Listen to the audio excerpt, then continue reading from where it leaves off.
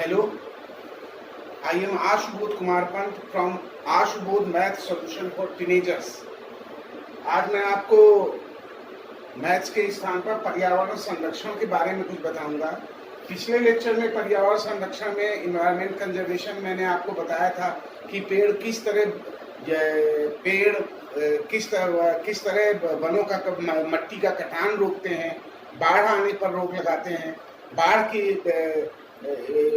पानी के प्रवाह की गति कम करते हैं। अब ये देखिए जो मैंने लिखा है 6CO2 + 6H2O = C6H12O6 + O2 6O2। ये आपको ध्यान आया ये केमिकल इक्वेशन किसका है? नहीं, चलिए आपको एक और हिंट देता हूँ। ये जो रिएक्शन है वो सनलाइट की प्रेजेंस में होता है। नहीं आया? अभी भी नहीं आया आपको समझ में? चलिए आगे बताऊंगा मैं। आज का विषय है वायु प्रदूषण या एयर पोल्यूशन। वायु प्रदूषण और एयर पोल्यूशन।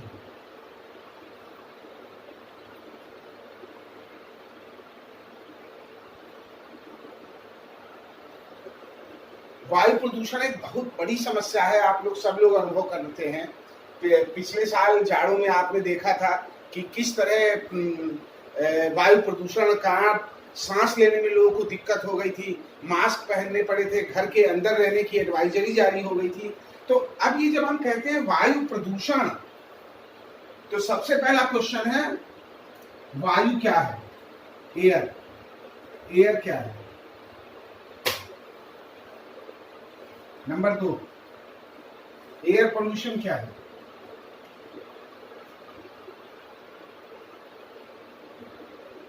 तीसरा, कॉजेज, एयर पोल्यूशन के कारण क्या है? और चौथा इसका सॉल्यूशन क्या है? मींस एयर पोल्यूशन दूर करने के तरीके क्या है? इसी में आपको बताऊंगा कि क्या प्रभाव पड़ता है हमारे पर। तो वायु, एयर क्या है? आप सब लोगों ने पढ़ा होगा, air is mixture of. Air एक मिक्सचर है। किसका मिक्सचर है? गैसेस का। इसमें नाइट्रोजन करीब अप्रोक्सीमेटली 78% होती है, ऑक्सीजन 21% और आर्गन, हीलियम, नियॉन जैसी इनर्ट गैसेस, कुछ मात्रा में कार्बन डाइऑक्साइड और अन्य गैसें होती हैं, वो टोटल होती हैं 1%। अब ये जो हमारे एयर मिक्सचर है और जो उसके कंपोनेंट है वो हमारा एयर। अब आपका एयर पोल्यूशन क्या है?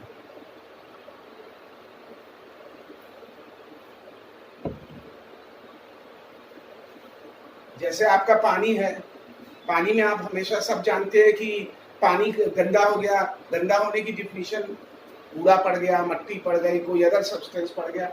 उसी तरह एयर पोल्यूशन है कि गैसियस या सॉलिड सब्सटेंस बाहर से एयर में मिल जाते हैं और एयर के जो मिक्सचर एयर है, कंपोनेंट है, गैसियस कंपोनेंट, एक तो उसका रेशियो चेंज कर देते हैं। कोई गैस ज्यादा मात्रा में हो जाती है, कोई गैस कम मात्रा में हो जाती है। इसी तरह सस्पेंडेड पार्टिकल हो जाते हैं, कुछ और ठोस अपशिष्ट हो जाते हैं, तो उसमें आपकी एयर पोल्यूशन की स्थिति उत्पन्न होती है। इसमें जो मेन गैस है वो है कार्बन डाइऑक्साइड। कार्बन डाइऑक्साइड की बढ़ने से हवा में तमाम तरह के इल इफेक्ट्स होते हैं। अब ये बढ़ते क्यों हैं? एयर पोल्यूशन होता क्यों है? तो एयर पोल्यूशन का मेन कारण और लगभग एकमात्र कारण मानवीय गतिविधियां हैं।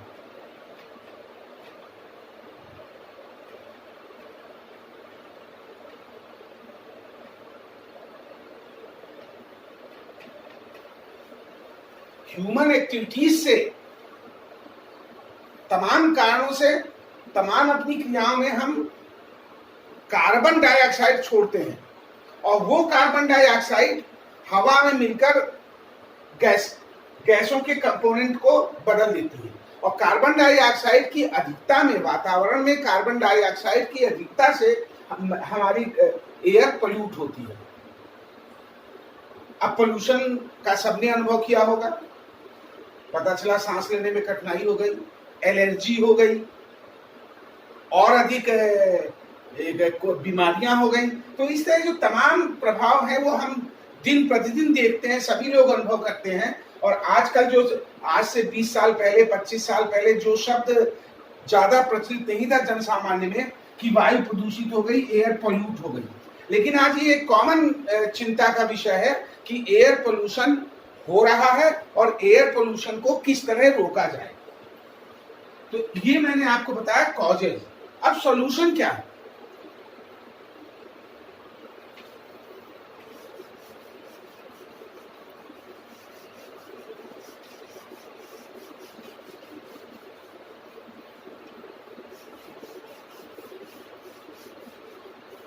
जब हम सॉल्यूशन की बात करते हैं, देखिए हमको एयर पता है क्या है, हमको ये पता है एयर पोल्यूशन क्या है, हमको ये पता है एयर पोल्यूशन क्यों होता है, तो हमको मर्ज भी पता है, कारण भी पता है, उसका जो सॉल्यूशन है वो कैसे हो, इस बात पर सोचना है।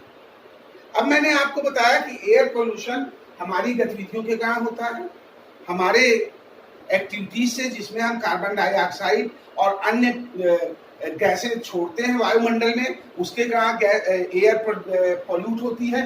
तो कॉजेज, सॉल्यूशन क्या है? नंबर 1, हम अपनी गतिविधियों को, अपनी एक्टिविटीज को इस तरह सीमित रखें कि एयर पर एडवर्स इफेक्ट ना पड़े। सबसे बड़ा सिद्धांत, एयर पर हमारी गतिविधियों के कारण एडवर्स इफेक्ट ना पड़े। अब वो कैसे नहीं पड़ेगा? अब आप देखिए, पिछले साल अभी जाड़े में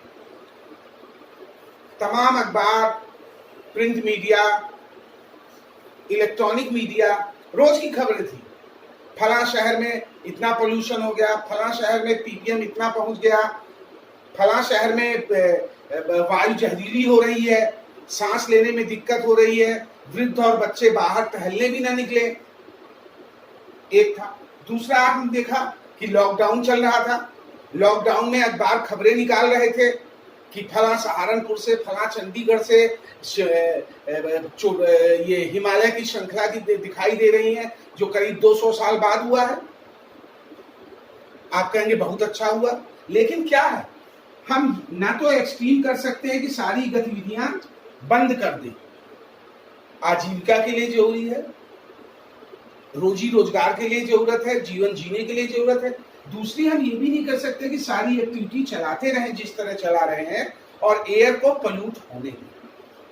तो इसलिए क्या है कि हमको इस तरह अपना जीवन संचालित करना पड़ेगा कि जिससे पर्यावरण प्रतिकूल रूप से प्रभावित ना हो।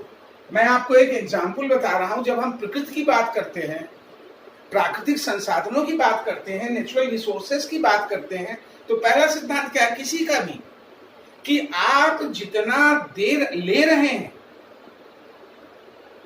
अगर उससे ज्यादा या उसके बराबर नहीं देंगे तो कोई भी संसाधन से, हम कहते हैं कारू का खजाना भी खत्म हो जाएगा। बैंक में आप पैसे जमा कर रहे हैं, बैंक में आप पैसे जमा करने के साथ अगर आप उसके ब्याज से खर्च चला रहे हैं, ठीक है, लेकिन जिस दिन आपने मूल लेना शुरू किया उस दिन एक दिन आएगा कि आपके पैसे समाप्त हो जाएंगे।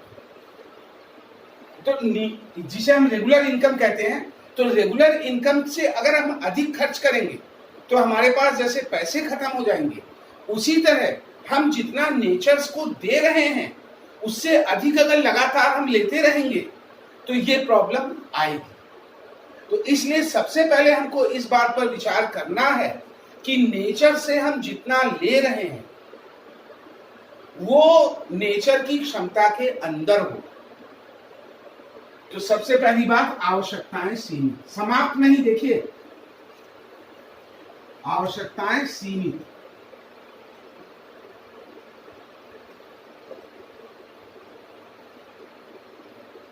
आप सवेरे टहलने जाते हैं, सब जाते हैं, 4 किलोमीटर 5 किलोमीटर पैदल चल लेंगे, स्वास्थ्य बनेगा। लेकिन वही जब आप घर में आकर 1 घंटे बाद एटीएम से पैसा निकालने जाते हैं, आपने कार्ड निकाली और कार्ड से जा कर लिया, तो एक आवश्यकता आपने बढ़ा। वहीं टहलते हुए रास्ते में आपका एटीएम पड़ता है, उसका यूज करो। इस तरह छोटी छोटी चीजें अगर आप करते हैं, आवश्यकताएं सीमित। मैं आपको 500 साल पहले करीब कबीरदास ने क्या कहा था, साईं इतना दीजिए, साईं इतना दीजिए, जामे कुटुंब समाए, मैं भी भूखा न रहूं, साध न भूखा जाए। अपनी आवश्यकताएं जितनी हैं उतनी हम अपना अर्न करें, उतने में चलाएं। तो एक तो आवश्यकताएं सीमित, दूसरी पर्यावरण अनुकूल जीवन शैली, पर्यावरण अनुकूल जीवन शैली, इको फ्रेंडली लाइफ स्टाइल। ठीक। तीसरा ये है कि अगर हम, जैसे मैंने कहा आवश्यकताएं से, तीसरी चीज है कि जो पॉल्यूशन के कारण हैं उन्हें दूर करना। लगातार हमारी साइंस डेवलप होती जा रही है। आज से 25, 30, 40 साल पहले, सन 80, 85 के आसपास, मैं गांव की बात नहीं कर रहा हूं, शहर की बात कर रहा हूं, कोयले, लकड़ी, गोबर के कंडे, इसमें खाना बनता था। सोचिए, अगर कोयले, लकड़ी का कोयला, पत्थर कोयला वो खान से निकलता है, कितना प्रदूषण होता था। आज की डेट में क्या है, ज्यादातर घरों में गैस आ गई है। अब लगता नहीं, लेकिन जितना पोल्यूशन होता था, लकड़ी जलती है, धुआं होता है, वो काफी कुछ कम हुआ। किसके कारण? साइंटिफिक टेक्निक अपनाने से। दूसरा आप देखिए, रेल इंजन,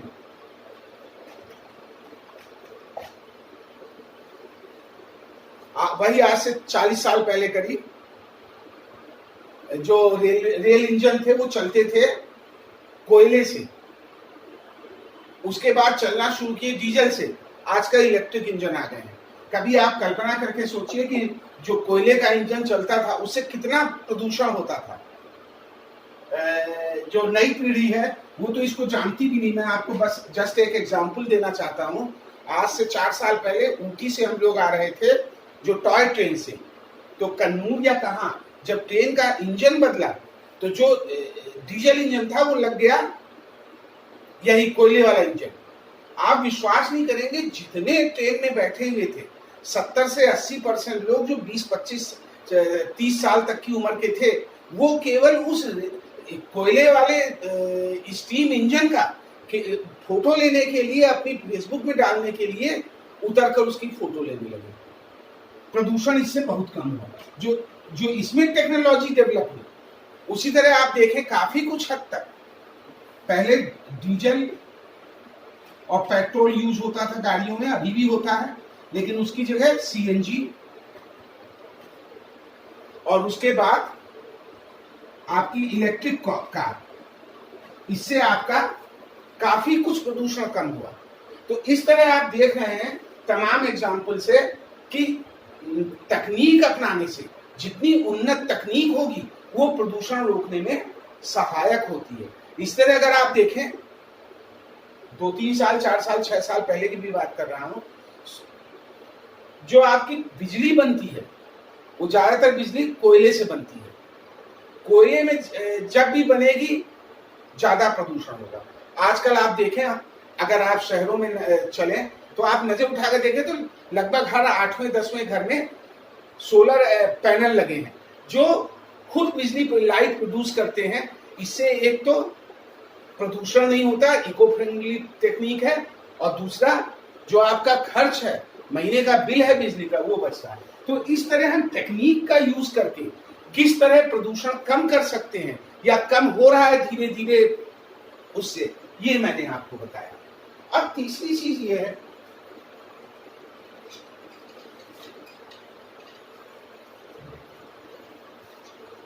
कि अभी तक जितने कारण मैंने बताए वो सारे कारण ये है कि एयर पोल्यूशन किस तरह कम करें, टेक्निक अपनाकर, चाहे उन्नत साइंटिफिक एनर्जी एफिशिएंट एपरेटस हो, आपकी गतिविधियां हो। अब तीसरी चीज बताता हूं कि अगर कोई ऐसा साधन हो जो प्रॉब्लम मैंने क्या बताई कि वातावरण से कार्बन डाइऑक्साइड की अधिकता के कारण जो मुख्य कारण है वायु में कार्बन डाइऑक्साइड की बढ़ती मात्रा। तो अगर हमारे पास कोई ऐसा साधन हो जो वायु की कार्बन डाइऑक्साइड को बढ़ी हुई मात्रा को, कार्बन डाइऑक्साइड की मात्रा को खा जाए, एब्जॉर्ब कर ले, तो कार्बन डाइऑक्साइड कम हो जाएगी। ठीक, आप फिर समझ ले कि ऐसी विधि जिससे वातावरण की कार्बन डाइऑक्साइड कम हो जाए, जो है हमारी गतिविधियों के कारण, पहली तो हम ऐसी गतिविधियां करें कि कार्बन उत्सर्जन एमिशन, कार्बन एमिशन कम से कम हो, नंबर एक। अब कार्बन एमिशन कम हुआ लेकिन वातावरण में कार्बन डाइऑक्साइड की मात्रा बढ़ी, अब उस मात्रा को कम कैसे करें? तो सबसे बड़ी चीज है, फिर हम ये केमिकल इक्वेशन का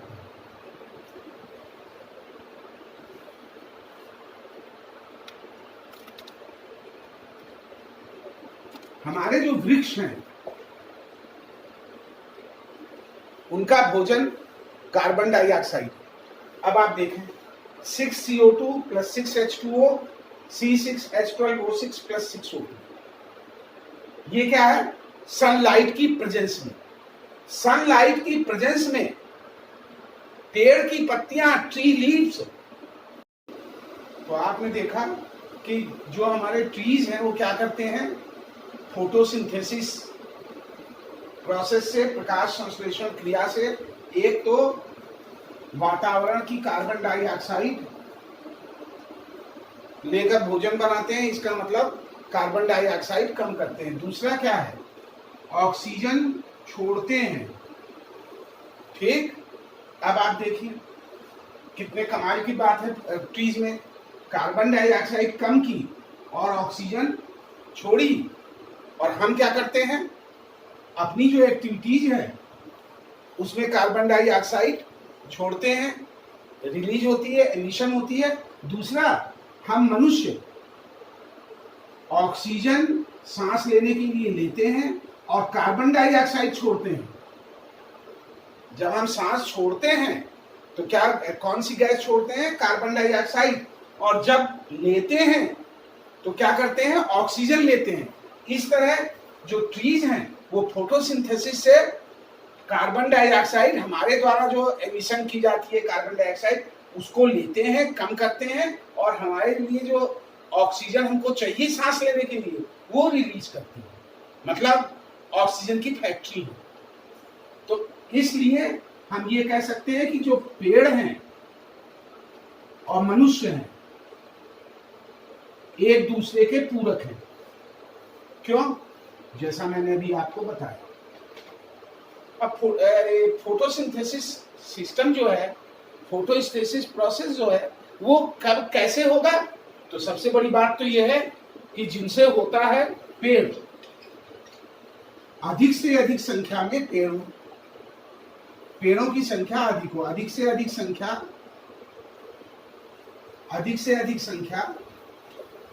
में पेड़ हो, पेड़ों की संख्या अधिक होगी, उनकी पत्तियों की संख्या अधिक होगी, उनकी फोटोसिंथेसिस ज्यादा होगी, फोटोसिंथेसिस ज्यादा होगी, कार्बन डाइऑक्साइड ज्यादा वातावरण से लेंगे, ज्यादा ऑक्सीजन छोड़ेंगे। तो अधिक से अधिक संख्या में पेड़ होने चाहिए। ठीक, अब जब अधिक से अधिक संख्या में पेड़ चाहिए, दो तरीके हैं कि जो एग्जिस्टिंग ट्रीज है, एग्जिस्टिंग ट्रीज, उनकी हम सुरक्षा करें, उनको अनावश्यक रूप से न काटें, जिससे हमारे पेड़, हमारे ट्री कवर बना रहे। और दूसरा, अधिक से अधिक पेड़ लगाएं,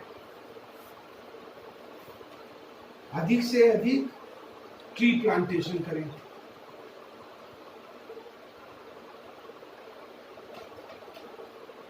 ठीक, तो दो काम हुए। कार्बन वायु प्रदूषण दूर करने के लिए एक, जो एग्जिस्टिंग ट्रीज हैं, जो पेड़ हैं, उनको अननेसेसरी न काटें उनको, और दूसरा अधिक से अधिक ट्री प्लांटेशन करें। आपके यहां जगह ना हो, अपने घर में करें, अगर अपने घर में जगह ना हो, बाहर करें, पार्क में करें, विद्यालय में करें, अस्पतालों में करें, जहां जगह उपलब्ध है वहां पेड़ लगाएं। अब अगला सवाल ये, पेड़ लगाकर छुट्टी नहीं, पेड़ लगाने के बाद उसकी सुरक्षा, जैसे शिशु की, बच्चे की सुरक्षा करते हैं, मां पालन पोषण करती है, उसी तरह आप जब पेड़ लगाते हैं तो पेड़ लगाने के बाद आपका काम खत्म नहीं होता है, आपका काम शुरू होता है। कैसे? जो प्लांट आपने लगाए उसकी निराई, गुड़ाई, सिंचाई, सुरक्षा, सुरक्षा भी किसकी? बकरी या कोई अन्य जानवर उसको चर न जाए, आग से उसमें आग न लग जाए, कोई शरारती तत्व तो उसको नोच ना ले, उखाड़ ना ले। तो इस तरह आपको उसकी देख रेख करनी है। अब जैसे बच्चा है, शुरू में माँ उसकी देख रेख करती है, और जब वो बड़ा होता है तो माँ वृद्ध हो जाती है, तो वो बच्चा माँ की देखभाल करता है। उसी तरह आपने पेड़ों की सुरक्षा की, और पेड़ जब बड़ा हो गया तो उसने क्या किया? वायु प्रदूषण दूर किया, मृदा संरक्षण किया, आपका जल संरक्षण किया, और अनेक लाभ जिनको मैं आगे बताऊंगा वो देते रहे। तो इसलिए अधिक से अधिक पेड़ लगाएं और उन पेड़ों की सुरक्षा करें, उनको बढ़कर पेड़ बनने में सहायता करें। यहाँ पर मैं आपको बहुत एक प्रासंगिक बात बताना चाहता हूँ कि हर वर्ष 22 मई को अंतर्राष्ट्रीय जैव विविधता दिवस मनाया जाता है, और उसकी एक थीम दी जाती है। तो इस साल की थीम देखिए, our solutions are in nature, मतलब प्रकृति में ही हमारी समस्याओं का हल है। ये आप समझें, प्रकृति में ही हमारी समस्याओं का हल है। जैसा मैंने बताया, वायु प्रदूषण दूर और भी जिस तरह से होता है कि प्राकृतिक संसाधन, प्रकृति के साथ अगर हम मैत्रीपूर्ण व्यवहार रखेंगे तो प्रकृति भी हमारे साथ मैत्रीपूर्ण व्यवहार रखेगी और अपने लाभों से हमें निरंतर लाभान्वित करती रहेगी। इसलिए अधिक से अधिक पेड़ लगाकर उसकी सुरक्षा करें।